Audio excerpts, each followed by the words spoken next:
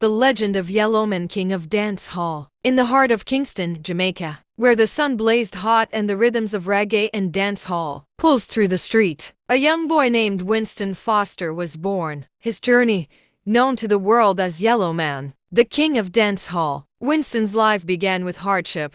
Born with albinism, a condition that left his skin and hair pale in a land of deep, rich tones, he faced ridicule and discrimination from an early age. Children called him names, and adults often stared or whispered behind his back. But Winston had a fire inside him, a spirit that refused to be dimmed. He found solace in music and the beats that echoed from the sound systems of Kingston's dance hall. As a teenager, Winston began to hone his craft. He would stand in front of the mirror for hours, practicing his toasting, a style of lyrical chanting over beats, until his voice was raw. He admired the greats like Hugh Roy and Big Youth, but he wanted to create something entirely his own. He adopted the stage name Yellowman, a bold reclaiming of the taunts he had endured, and turned his perceived weakness into his greatest strength. Yellowman's big break came in the late 1970s when he entered a local talent show. His sharp wit,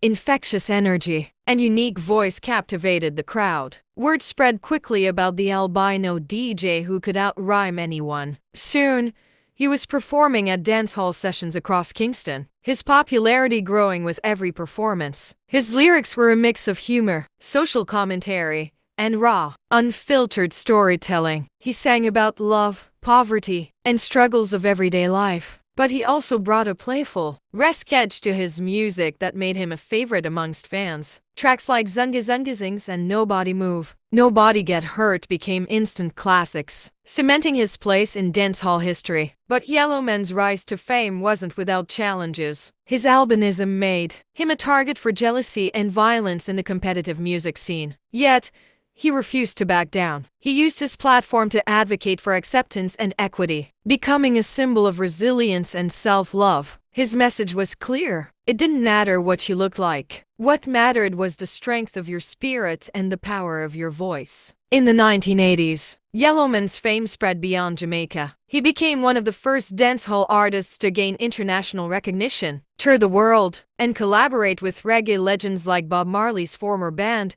the Wailers. His music crossed borders, bringing the sounds of Jamaica to audiences who had never experienced the raw energy of dancehall. Despite his success, Yellowman never forgot his roots. He remained deeply connected to his community, using his wealth to support local causes and mentor young artists. As years passes, Yellowman's legacy only grew.